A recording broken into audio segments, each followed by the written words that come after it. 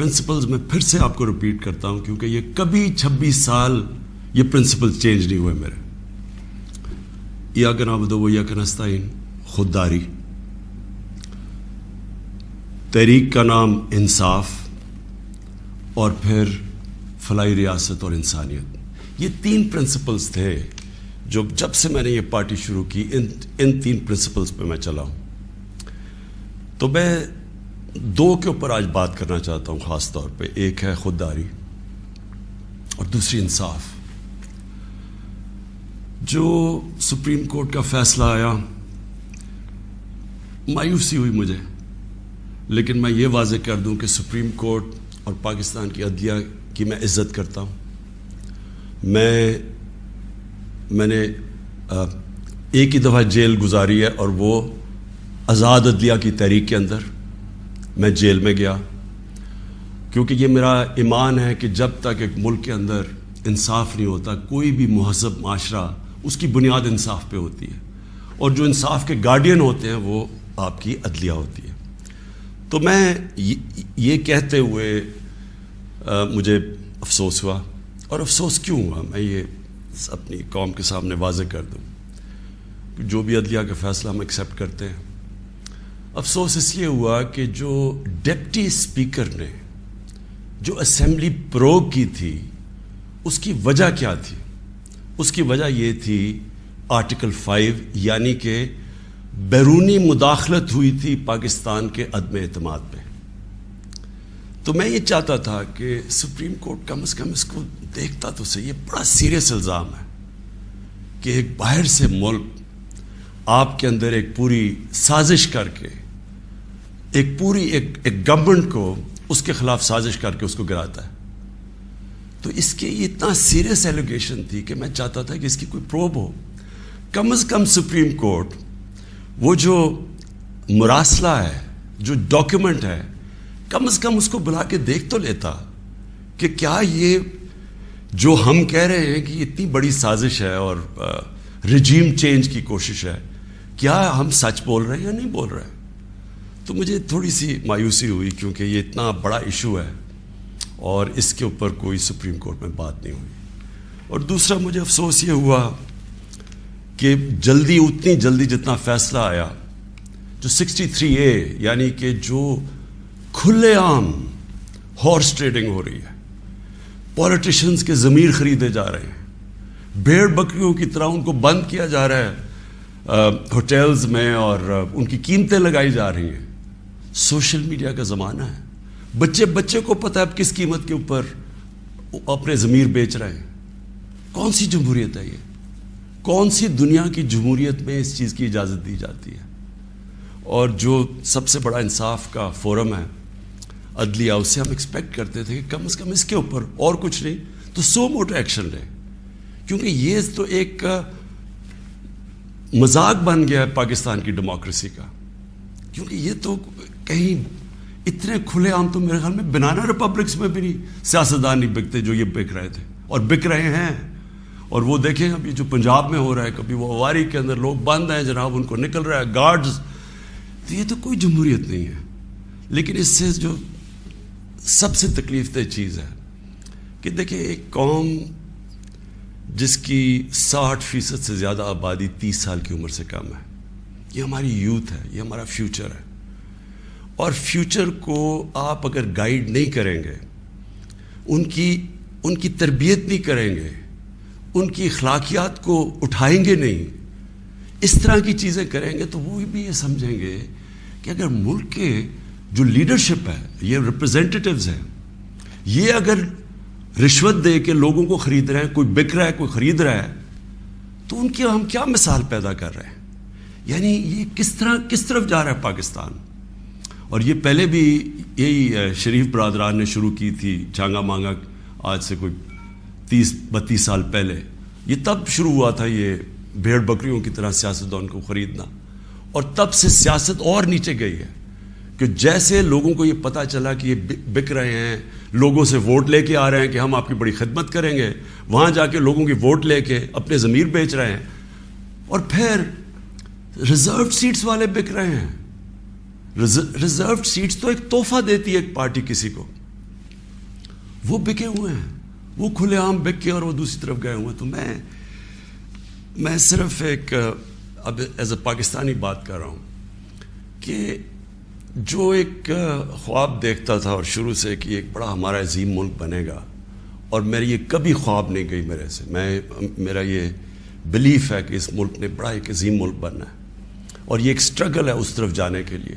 لیکن یہ بہت بڑا دھچکا لگتا ہے اس سٹرگل کو جب آپ یہ تماشا دیکھ رہے ہیں. تو دونوں چیزیں بڑی سیریس ہیں ملک کے مستقبل کے لیے. تو میں صرف میری مایوسی یہاں تک ہے.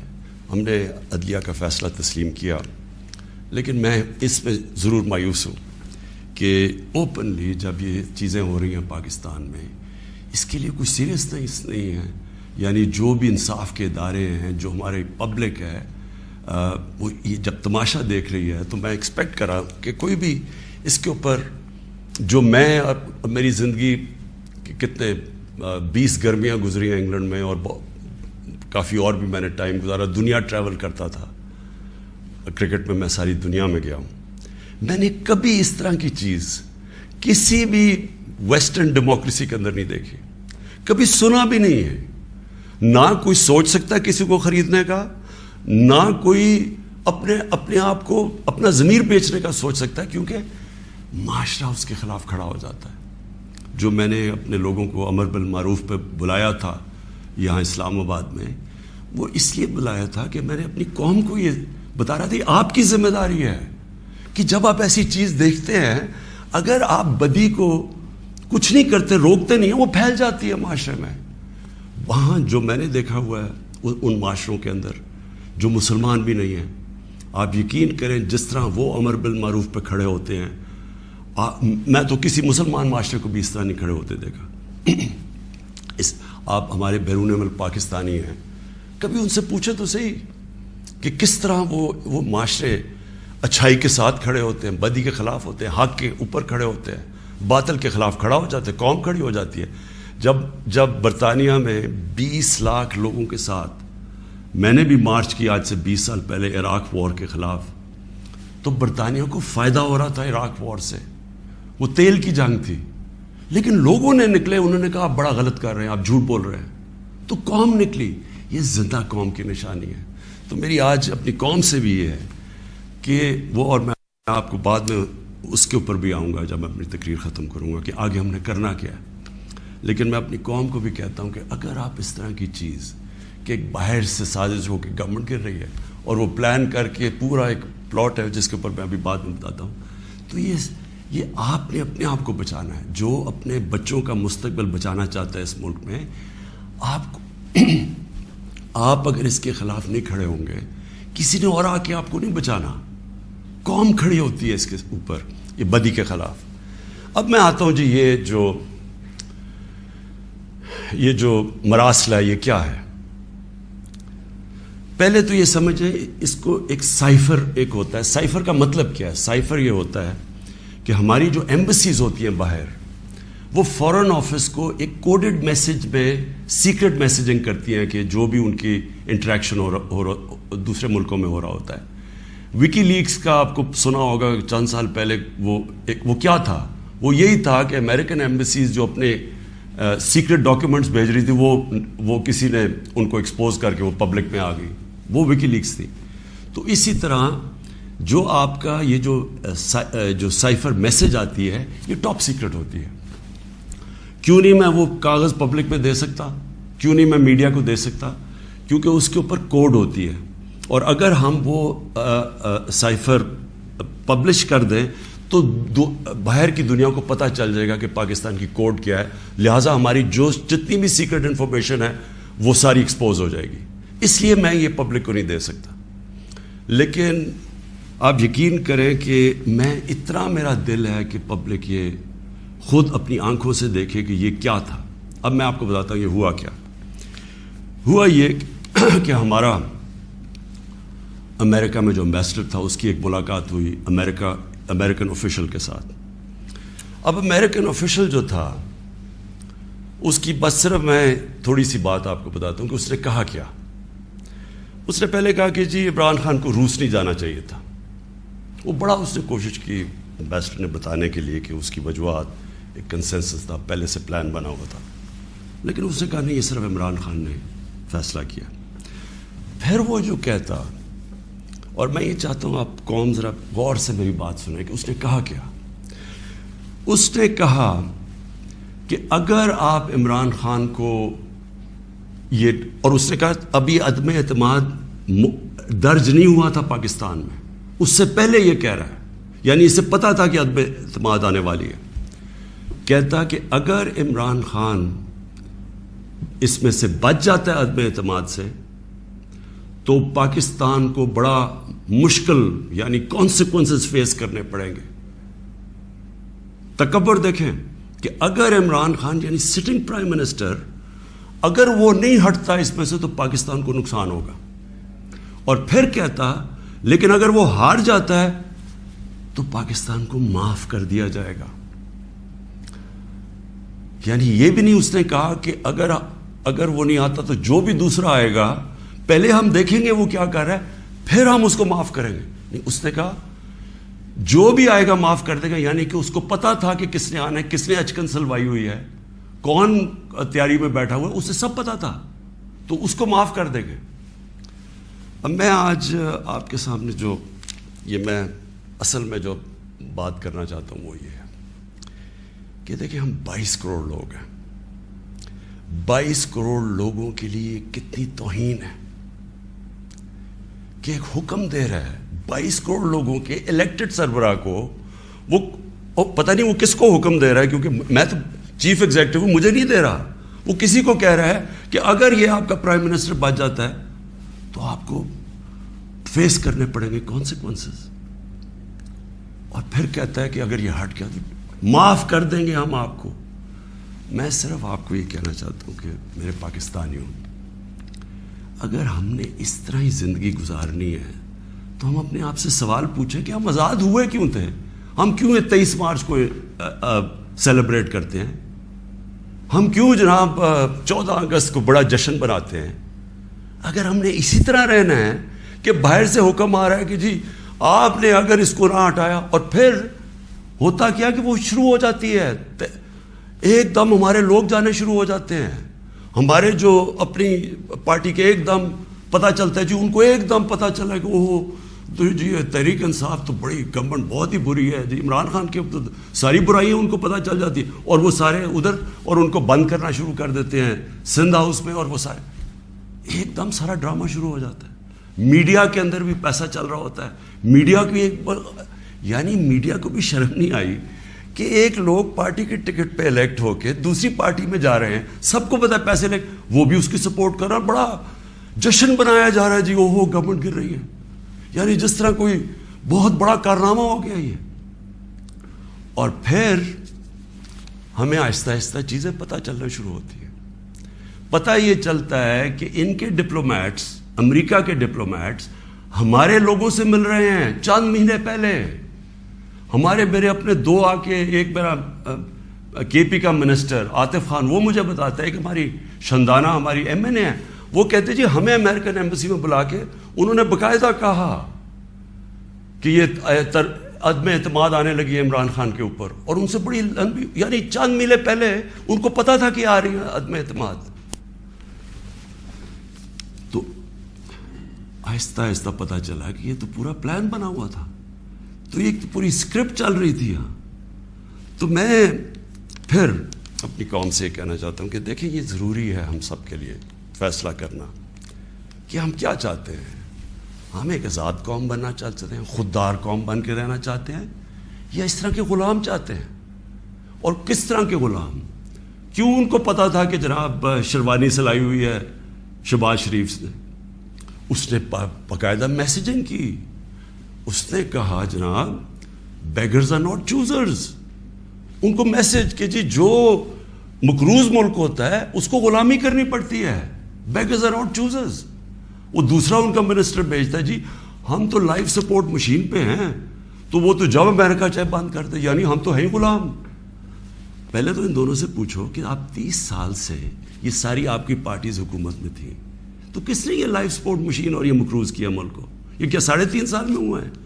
30 سال سے تو آپ پاور میں بیٹھے ہوئے ہیں، اور آج آپ کہہ رہے ہیں کہ جی کیونکہ جی ہمیں پر قرضے چڑھے ہوئے ہیں تو ہمیں تو غلامی کرنی پڑے گی.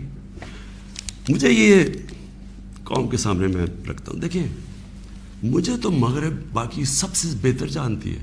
اگر کسی کو بھی وہ جانتی ہے اس ملک میں وہ عمران خان کو جانتی ہے. مجھے تو 23 سالوں سے وہ جانتے ہیں لوگ. میری تو ان کے پاس ساری پروفائل پڑی ہے. تو وہ کیوں یہ کہہ رہے ہیں کہ جی اس کو نکالنا ہے؟ کیا میں نے ان کے غلطی کی ہے؟ کیا جرم کیا ہے؟ اور میں آپ کو بتاتا ہوں جرم کیا ہے. سب سے بڑا جرم یہ ہے کہ انہوں نے ساری پروفائل جب میری دیکھی اور ان کو پتہ ہے پہلے سے کہ اس نے ڈرون اٹیکس کی مخالفت کی, اس نے عراق وار کی مخالفت کی, اس نے افغانستان مسلسل کہتا رہا کہ یہ ملٹری سلوشن نہیں ہے افغانستان میں, یا یہاں مذاکرات سے بات ختم ہوگی. اس نے ڈرون اٹیکس جب ہوئے یہاں, یہی جو بیگرز اور چوزرز یہ اور اس کا بھائی جب پاور میں تھے اور آصف زرداری, تو 400 ڈرون اٹیکس جب پاکستان میں ہوئے تو کس نے بولا, کس نے مظاہرے کیے, کس نے دھرنے دیے؟ عمران خان نے دیے. تو ان کو سب پتا تھا. ان کو یہ پتا ہے کہ عمران خان نہ اس کی کوئی چوری کے پیسے باہر پڑے ہیں, نہ اس کی کوئی جائیداد باہر پڑی ہے, نہ اس کے کوئی باہر بینک اکاؤنٹس ہیں, یعنی کہ وہ کنٹرول نہیں ہو سکتا. تو لہٰذا یہ اس کا قصور ہے کہ کیونکہ وہ ہمارا پتلا نہیں بن سکتا اس لیے اس کو ہٹانا بڑا ضروری ہے. اور یہ سارا کچھ جو ڈرامہ ہو رہا ہے یہ صرف ایک آدمی کو ہٹانے کے لیے ہو رہا ہے. تو ان کی کیا ان کو خاصیت پسند ہے؟ ان کو پتہ ہے کہ یہ اپنے پیسے کے لیے یہ اس ملک کی ہر قسم کی قربانی دینے کے لیے تیار ہے. 400 ڈرون اٹیکس میں نے بتایا, یہ کبھی ان کے منہ سے سنا تھا کہ یہ ہر ہیومینیٹیرین لاز, ہر ہیومن رائٹس کی وائلیشن ہے کہ آپ کسی آپ ان کی مدد کر رہے ہیں, آپ قربانیاں دے رہے ہیں اور وہ آپ ہی بمباری کر رہے ہیں. اور بمباری کس طرح لوگوں کو مار رہے ہیں؟ ایک آدمی 4000 میل سے فیصلہ کرتا ہے کہ جناب یہ دہشت گرد, اور اوپر سے بٹن دباتا ہے اور وہ نیچے مر جاتے ہیں. ادھر فلمیں بنی ہیں امریکہ کے اوپر, اس کے اوپر ایک میں نے فلم بھی دیکھی ہوئی ہے, یہ جو ڈرون اٹیکس کرتے تھے. کس کو اب کابل میں ڈرون اٹیک ہوا تھا, پہلے رپورٹ آئی جی کہ پتہ نہیں 8 وہ آئسل کے ممبرز مار گئے, دہشت گرد مار گئے. اگلے دن پتہ چلا جناب ایک آدمی اور اس کے بچے مار گئے. تو آپ کو پتہ ہے کہ کتنی دفعہ قبائلی علاقے کے اندر اس طرح لوگ مرے, ہمارے لوگوں کو کیسے, یعنی 400 ڈرون اٹیکس ایک دم مدرسے میں کر دیا, 80 بچے بیچارے مر گئے, شادیوں پہ اٹیک ہو گیا, کوئی پوچھنے والا نہیں تھا. کیونکہ یہ اپنے پیسے کے غلام ڈرے ہوئے تھے کہ کہیں وہ ناراض ہو گیا تو ہمارا وہ حال نہ ہو جو آج روسیوں کا حال ہو رہا ہے, جو یوکرین کی جنگ کی وجہ سے آج روسیوں کے وہ ضبط کر رہے ہیں اکاؤنٹس, ان کے آج وہ جو ان کی آف شور اکاؤنٹس ہیں, جو ان کی پراپرٹیز ہیں وہ ضبط کر رہے ہیں. تو یہ تو اس لیے کنٹرولڈ ہے اور اس لیے وہ چاہ رہے ہیں کہ یہ آ جائیں تاکہ پھر سے پاکستان کو جو وہ فیصلہ کریں ہم وہ کریں. تو میں پھر سے اپنی قوم کو کہتا ہوں ہمیں نے یہ فیصلہ کرنا ہے کہ ہمیں کس طرح کا پاکستان چاہیے. میں آپ کو آج مجھے افسوس اور تکلیف بھی ہوتی ہے کہتے ہوئے, ہمارے ساتھ ہی ہندوستان آزاد ہوا تھا. میں ہندوستان بھی باقیوں سے بہت بہتر جانتا ہوں, میری دوستیاں بھی تھیں, کرکٹ کی وجہ سے بڑا مجھے رسپیکٹ بھی ملا, پیار ملا.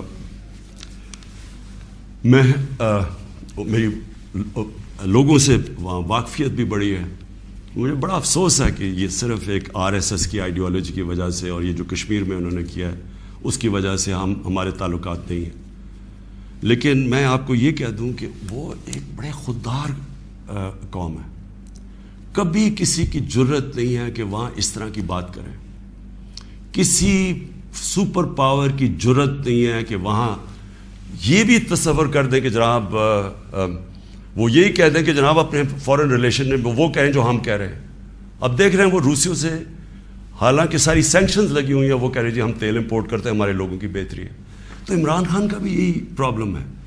میں یہ کہتا ہوں کہ کسی سے ہماری لڑائی نہیں ہے, نہ میں کسی کا اینٹی ہوں نہ کسی ملک کا اینٹی ہوں. میں صرف یہ کہتا ہوں کہ جو میرے لوگوں کے فائدے کے لیے پہلی چیز وہ ہے, میرے 22 کروڑ لوگوں کے لیے, اس کے بعد میں دنیا کی باقی چیزیں ماننے کے لیے تیار ہوں. لیکن میں اپنے لوگوں کو قربان نہیں کر سکتا کسی اور قوم کے خاطر جو ہم نے وار آن ٹیرر میں کیا ہے. 80,000 اپنے لوگ ہم نے مروایا, ملک تباہ کروا دیا. اب کوئی پوچھے بھی قبائلی علاقے میں, کبھی لوگوں سے تو پوچھیں ان کے اوپر گزری کیا تھی. 35 لاکھ لوگوں کی نقل مکانی کی. کبھی کسی نے اسیس کیا کہ وہ ساری جنگ میں ہم جو گئے ہیں, کبھی کوئی کمیشن بیٹھی ہے وہ یہ بتایا کہ ہمیں ملا کیا ہے؟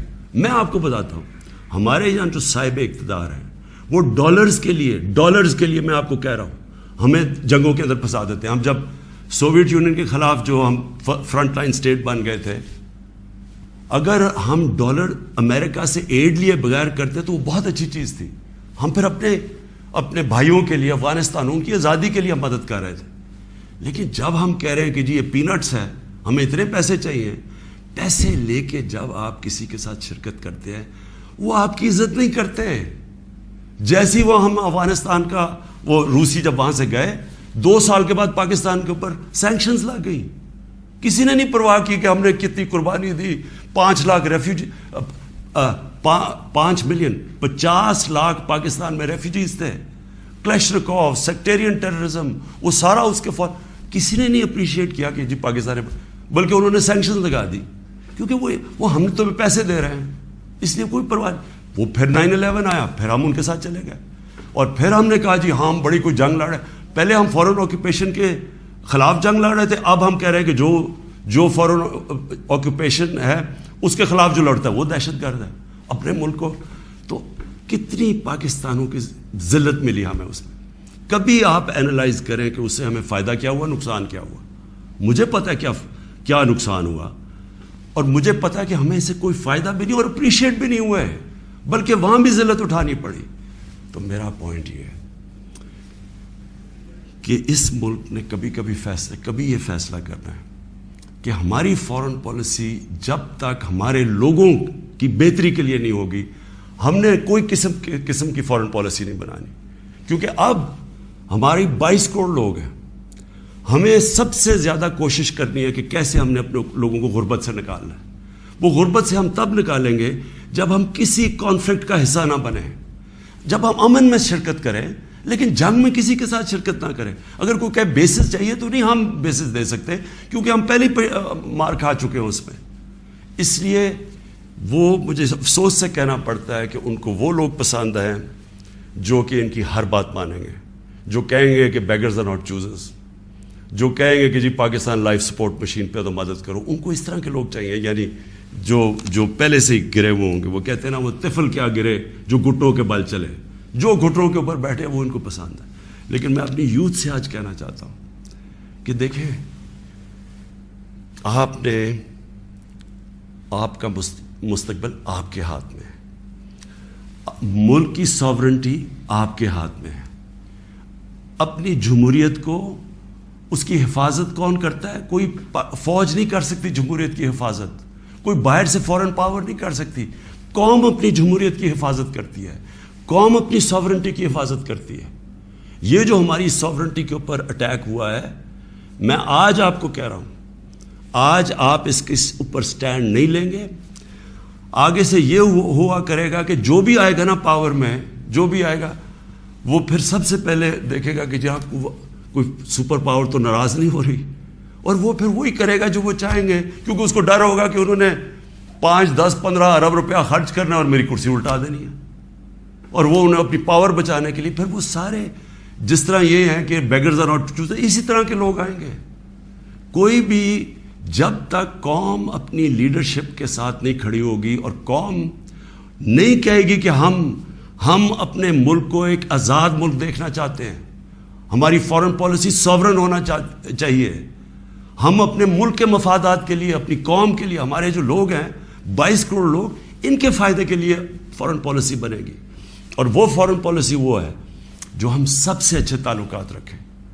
ہم امریکہ کو بار بار ان کو سمجھائیں کہ ہم کوئی میں عمران خان اینٹی امریکن نہیں ہے, لیکن ہم نے بڑی بری حالات دیکھے ہوئے ہیں. ہم نے آپ کی ہم کوئی ٹیشو پیپر کی طرح استعمال ہونے والی قوم نہیں ہے کہ آپ استعمال کریں اور پھر پھینک دیں. ہم آپ کے ساتھ جو ایک ورڈ ہوتا ہے میوچلی بینیفٹ, آپ کو بھی جس کا فائدہ ہو ہمیں بھی فائدہ ہو. ون سائیڈڈ ریلیشن شپ کسی سے نہیں چاہیے. اور پھر میں کہتا ہوں ہندوستان کو دیکھ لیں, اتنی کسی کی جرت نہیں ہے, کسی کی جرت تھی کہ اس طرح کی بات کرتے ہیں ہندوستان میں. یورپین یونین کے جب ایمبیسڈرز نے یہاں بالکل پروٹوکول کے خلاف سٹیٹمنٹ دی کہ جی پاکستان کو روس کے خلاف سٹیٹمنٹ دینی چاہیے, کیا وہ ہندوستان میں کہہ سکتے ہیں؟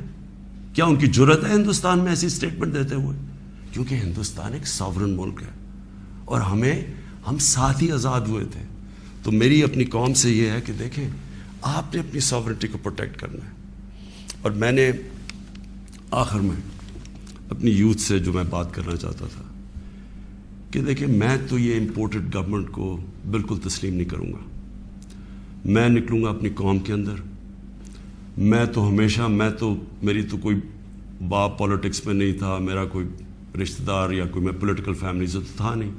میں نے تو شروع کی عوام کے اندر نکل کے 14 سال مذاق اڑتا رہا. تھوڑے سے لوگ تھے میرے ساتھ, اور کرتے کرتے اللہ کا کرم ہے کہ ایک دن اللہ نے عوام کے دل میری طرف موڑ دیے اور ایک دم پبلک آنی شروع ہو گئی. اور ابھی جو میں اس کا لاکھ لاکھ شکر ادا کرتا ہوں کہ ابھی جو ہمارا یہ پریڈ گراؤنڈ میں اسلام آباد میں جو جلسہ ہوا, میرے خیال میں ملک کی تاریخ میں اتنے بڑی ایسے پبلک نہیں نکلی. تو میں تو پبلک نہیں مجھے لے کے آئے ہیں, پبلک کے ساتھ ہی میں نے آنا ہے. میں نے اس لیے شاید ہی پاکستان میں اس کی کوئی مثال نہیں ہے کہ جب انہوں نے وہ عدم اعتماد میرے اوپر یہ لے کے آئے تو میں نے اپنی اسمبلی ڈیزالو کر دی, اپنے آپ کو ڈیزالو کر دیا, اور عوام کے پاس میں نے کہا لوگوں کے پاس جاتا ہوں کہ الیکشن کروائیں, فیصلہ کر لیں, الیکشن سے الیکٹ کریں لوگوں کو. یہ کیا طریقے جی پیچھے سے مل کے کوئی باہر سے کانسپریسی پیسے دے کے کوئی ادھر خرید کے اور جناب آپ وزیر اعظم بن گئے؟ یہ کون سی جمہوریت ہے؟ یہ کس جمہوریت کے اندر اس طرح کے وزیر اعظم بنتے ہیں؟ کیا اس کی کریڈیبلٹی رہ گئی ہے؟ اور وہ کیا بنے گی پارلیمنٹ جس کے اندر جو ایک دوسرے کو چور کہتے, سارے ایک دوسرے کو یہ چور کہتے تھے, ساروں نے ایک دوسرے کے اوپر کرپشن کیسز بنائے, سب ایک دوسرے کے اوپر ایسی زبان استعمال کرتے ہیں. 20 سال دیکھ لیں کیا کیا ایک دوسرے کو کہتے. اب یہ سارا یہ جمگٹا اکٹھا ہو جائے گا اور صرف ایک مسئلہ ہو, کسی طرح بس پاور مل جائے تاکہ پھر سے پہلے جو NRO 1 ملا تھا ان کو, ساروں نے انہوں نے مل کے جو چوری کی, جنرل مشرف نے انہوں NRO دے دیا. اب یہ NRO 2 ہوگا, آتے ساتھ ہی پاور. اچھا کیوں نہیں عوام کے پاس گیا؟ انہوں نے کہا 3.5 سال کہ جناب یہاں تو بڑی نااہل حکومت ہے, یہ ایسے ہے, لوگوں میں جائیں گے وہ انڈے ماریں گے. تو ہم تو کہہ رہے ہیں لوگوں میں آؤ, اور اب یہ پوری کو اب بھاگ رہے ہیں لوگوں کے اندر. کیوں یہ بھاگ رہے ہیں؟ کیونکہ ان کا مقصد کوئی یہ عوام کی پالیٹکس نہیں ہے. ان کا مقصد صرف یہ ہے کہ وہاں اسمبلی میں آئیں. سب سے پہلا یہ کام میں آج آپ کو کہہ رہا ہوں, اور میری قوم آپ کو اس کے اوپر نظر رکھنی ہے, کیونکہ یہ آپ کا پیسہ چوری ہوا ہے. انہوں نے نیب کو ختم کرنا ہے, انہوں نے اپنے کرپشن کیسز ختم کرنے ہیں. اس وقت حالات یہ ہیں کہ یہ جو سارے ضمانت کے اوپر ہیں, یہ ان کو کیا ڈر کس چیز کا ہے؟ ان کے سارے کیسز آنے لگے ہیں سامنے, تو وہ جلدی جلدی ہٹانا چاہتے تھے کہ کسی طرح یہ اپنے کیسز سے نکل جائے. تو قوم نے نظر رکھنی ہے. پھر انہوں نے, میں دوسری چیز آپ کو کہوں, یہ کبھی انہوں نے نیوٹرل امپائر سے میچ نہیں کھیلا. ان کا سب سے بڑا خوف یہ ہے کہ وہ جو EVM مشین ہے جو ہندوستان میں بھی ہے, جو جوڈیشل کمیشن بنی تھی 2015 میں, اس کی فائنڈنگ صرف یہ تھی کہ جتنے بھی مسئلے آئے ہیں اگر آپ EVM مشین لے آئیں تو وہ سارے مسئلے حل ہو جاتے تھے. ہم نے تو اس لیے لے کے آئے ہیں. میں کرکٹ کی دنیا میں وہ ہوں 200 سالہ تاریخ میں جو کیپٹن نیوٹرل امپائر لے کے آیا تھا. میری یہی کوشش تھی کہ میں پاکستان میں وہ الیکشن کرواؤں جو صاف اور شفاف سب مان جائیں, کیونکہ ہر الیکشن کے اندر شور مچتا تھا. اور یہ وہ ریورس کریں گے, یہ EVM مشینز اس لیے ختم کریں گے کیونکہ انہوں نے دھاندلی کرنی ہے. انہوں نے ساری زندگی دھاندلی کی ہے. اور دوسری اوورسیز پاکستانیز کی ووٹنگ, جو اوورسیز پاکستانی ہیں وہ 90 لاکھ اوورسیز پاکستانی, ان کی ریمیٹنسز پہ ملک چلتا ہے. وہ آج اپنا پیسہ بند کر دے تو ہم بینکرپٹ ہیں.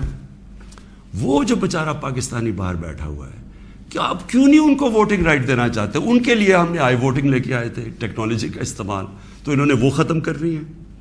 یہ اور پھر انہوں نے پوری گیم تیار کر کے تاکہ سارے اپنے نیچے لوگ لگ جائیں, ان کے جو بیوروکریٹس جو پرانے ان کے اپنے ہیں وہ لگا کے پھر میچ فکس کر کے انہوں نے الیکشن میں جانا ہے. اور وہ یہ سارا مسئلہ ہے.